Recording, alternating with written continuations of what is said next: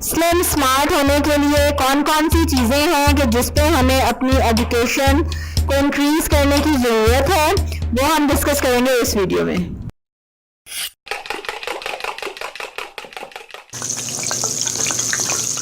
अस्सलाम वालेकुम, welcome to look to cook. You can bake the best place for easy cooking and now best place for health awareness also. आज हम second video बना रहे हैं जो हेल्थ सीरीज स्टार्ट की थी, और उसकी फर्स्ट वीडियो में हमने थोड़ा सा मोटिवेशनल पॉइंट ऑफ व्यू पे वर्क किया था कि आप अगर स्मार्ट होना चाहते हैं तो फिर क्या आपको सोचना चाहिए, क्या करना चाहिए। वो वीडियो कार्ड में ऊपर आ रही है, आप वहाँ से देख सकते हैं जिसने नहीं देखी। आज की वीडियो में एक्चुअली मेन जो बात है वो ये होने वाली है कि एजुकेशन इज़ वेरी इम्पोर्टेंट जब आप कुछ भी काम करने वाले हैं।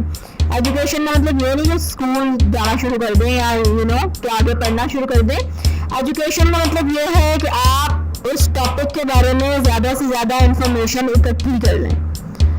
जिस चीज़ के बारे में आप कंसर्न हैं, जो चीज़ आप करना चाहते हैं, उसके बारे में मालूमात हासिल करने को कहते हैं एजुकेशन।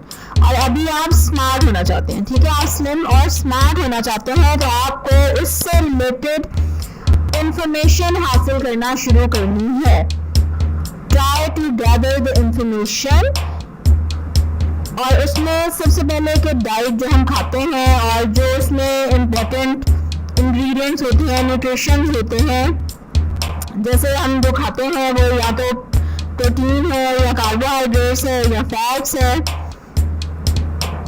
तो अब आपको पता होना चाहिए कि प्रोटीन क्या है और कौन सी चीज़ों में होती है, खाने वाली कौन सी ऐसी चीज़ें हैं जो कि हाई प्रोटीन है, जैसे अंडा, ठीक है, मिल्क। इसी तरह से आपको इन चीज़ों के नाम पता होने चाहिए और इन चीज़ों की लिस्ट पता होनी चाहिए कि these are the protein items. फिर कार्बोहाइड्रेट्स की कौन सी आइटम्स हैं, किन चीज़ों में कार्बोहाइड्रेट्स पाई जाती है, जैसे चावल, आलू, right. So you need to know all this things. Fats, चिकनाई जो हम खाते हैं, जो घी हम यूज़ करते हैं, और फिर उसमें अच्छी फैट्स कौन सी हैं, कौन सी अच्छी वाली चिकनाई है, कौन सी बुरी वाली चिकनाई है। और फिर आपको पता चलेगा कि ये चीज़ों को आपने कितना कितना कट डाउन करना है और कौन सी चीज़ को आपने कम करना है ज़्यादा, और कौन सी चीज़ को बढ़ाना है, और उस कम करने या बढ़ाने से आपकी बॉडी पे क्या इफेक्ट पड़ेगा। मतलब खाना पीना छोड़ देने से पहले आपने अपने आप को एजुकेट करना, you need to educate yourself. आपको पहले से उसको पता करके रखना है कि अच्छा ये चीज़ें हैं, उनमें ये प्रोटीन इसमें ज़्यादा है, इसमें कार्बोहाइड्रेट ज़्यादा है, ताकि अगर आपको कोई डाइट चार्ट बना के भी देता है ना, या आप फॉलो भी कर रहे हो कोई डाइट चार्ट, तो आपको एटलीस्ट पता हो कि अच्छा मैंने अपनी डाइट में ये चीज़ें नहीं खानी, तो ये क्यों नहीं खानी, क्यों माइनस की गई हैं, क्यों मुझे कहा गया है कि आपने ये चीज़ें नहीं खानी, और जो चीज़ें मैं खा रही हूँ उनको खाने से मुझे क्या फ़ायदा होगा। क्योंकि बहुत इजी है डॉच करना किसी को कि ऐसे आप डाइट चार्ट बना के दे दें, जैसे मैं भी आपको एक डाइट चार्ट बना के दे दूँ, ये लो जी ये खा। ऐसा नहीं होता। हमने अपनी पिछली वीडियो में भी डिस्कस किया था, एवरीवन इज डिफरेंट, हर कोई डिफरेंट है। अल्लाह ताला ने हर किसी को अलग अलग बनाया है। आपकी अपनी बॉडी है, आपकी अपनी बॉडी का अपना हिसाब किताब है, ठीक है।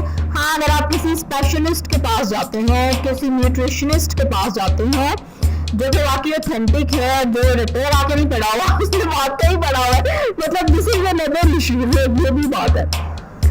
तो फिर वो आपको एज एन इंडिविजुअल देखता है, फिर वो आपको आपकी बॉडी के हिसाब से उसके हिसाब से डाइट चार्ट बना के देता है। And then if you follow the guidelines तो चलें, फिर तो ठीक बात है।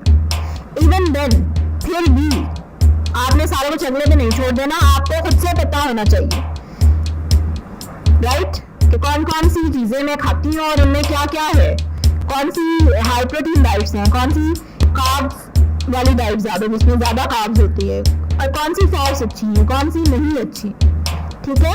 और अगर आप चाहते हैं कि मैं आपको ये सारी चीज़ें ढूंढ कर दूँ तो कमेंट करके बताएं ज़रूर, ठीक है, कि मैं आपको चलो इसकी डिटेल भी प्रोवाइड कर दूँ। उसके लिए कमेंट करना पड़ेगा आपको। खैर, नंबर 2, आपको ये पता होना चाहिए कि कैलोरीज क्या है सबसे पहले तो, ठीक है। फिर हमें पूरे दिन में कितनी कैलोरीज चाहिए, और आपकी एज एज के हिसाब से, तो what is your age according to your age, फिर आप यू आर अ मैन और अ वुमेन, ठीक है। मर्दों के लिए डिफरेंट कैलोरी की रिक्वायरमेंट है और वुमेन के लिए डिफरेंट, और वो भी शायद इसलिए कि मर्द बाहर काम करते हैं। एनीवेज डिपेंड्स उनकी फिजिक कैसी होती है। So you need to know that कि आपको पूरे दिन में कितनी कैलोरीज चाहिए, और आपको जितनी कैलोरीज चाहिए हैं वो उस खाने से मिल रही हैं, उससे उतनी ही मिल रही है या उससे ज़्यादा मिल रही है, कि आप ओवरवेट होते जा रहे हैं। Then you need to know कि आप अब इन चीज़ों को कंट्रोल कैसे करें, ठीक है। क्योंकि खाना तो हमने है ही है, खाए बगैर तो हमारा गुजारा नहीं, वरना तो हम यू नो जिंदा रहना तो खाना तो पड़ेगा, एनर्जी के लिए खाना पड़ेगा आपको। अब उस खाने को हम बहुत ज़्यादा वो अजीब कर लेते हैं अपने, कि दिल नहीं कर रहा मैंने ये खाना है। अच्छा, दिल ना करने की यही वजह है कि हमें एजुकेशन नहीं होती, हमें पता ही नहीं होता कि ये चीज़ खाने का हमें कितना नुकसान होने वाला है। जब आपको ये चीज़ पता चल जाएगी ना, तो फिर ऑटोमेटिकली आपका ऐसी चीज़ खाने को दिल नहीं करेगा कि जिसको खाने से आपका वेट बढ़ेगा।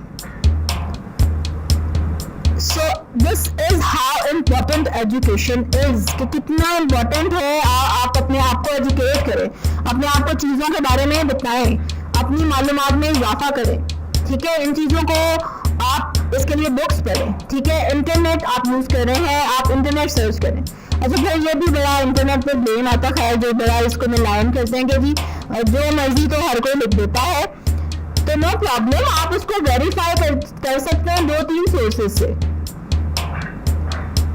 हर कोई तो नहीं ना डिस्क्राइब करने के लिए बैठा, राइट। तो आप उसको वेरीफाई कर सकते हैं 2-3 सोर्सेज से, लेकिन उसके लिए कोशिश तो करें ना। आप बैठे बैठे आप खुद ही कहेंगे अच्छा मुझे साबित पता चल गया, you need to make an effort, आपको एफर्ट करनी पड़ेगी थोड़ी सी। फिर आप कुक कैसे कर रहे हैं चीज़ें, और उसका कुकिंग टाइम क्या है, सबसे इम्पोर्टेंट बात कि ना तो वो चीज़ ओवर कुक होनी चाहिए, ना ही वो अंडर कुक होनी चाहिए। और ओवर कुकिंग का तो रिवाज बहुत है हमारे यहाँ, स्पेशली वेजिटेबल्स को। लेकिन हमें पता होना चाहिए कि जब हम कोई चीज़ कितनी देर पकाएंगे तो वो हमें फ़ायदा देगी, वरना उसके बाद आप उसको जितना मर्जी पका लें तो फिर आप सोचेंगे मैंने तो बड़ी हेल्दी चीज़ खाई है, तो फिर ये गलत बात है। ये हैव टू सी दिस। तो कुकिंग टाइम आपको बताना चाहिए कि कोई भी चीज़ अगर मैं पका रही हूँ ना, तो वो कितनी देर में गल जाती है, कितनी देर में गोश्त गल जाता है, और उसके बाद फिर वो ओवर कुक होना शुरू हो जाता है, कितनी देर के बाद ये सब्जी पक जाती है, और उसके बाद फिर वो ओवर कुक होना शुरू हो जाती है।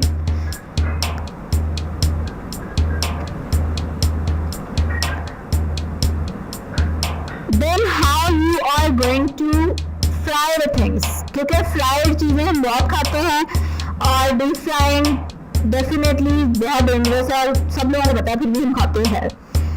जो भी चीज़ दुनिया में डीप फ्राई हो सकती है ना, वो शैलो फ्राई भी हो सकती है। तो ये तो आपके अपने हाथ में है कि आप उसको कम ऑयल में बना लें, और इसके लिए आप उसको खुद बनाएं, ठीक है। बाजार की चीज़ें टोटल अवॉइड करें, क्योंकि इतना ज़्यादा घी और इतनी डीप फ्राइंग और इतना अनहेल्दी चीज़ें जब आपके अंदर जाएंगी, तो how you can maintain your weight.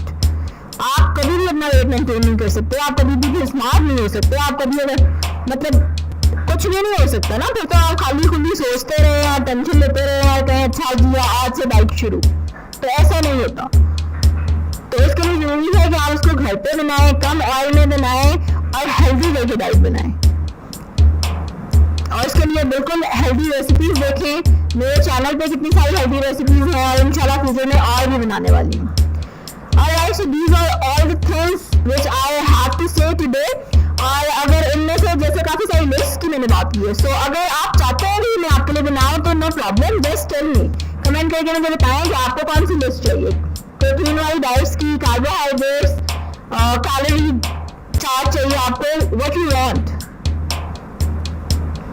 I hope you have liked this video. Subscribe करें तो क्लिक करें और लाइक करें इस वीडियो को एंड शेयर दिस वीडियो।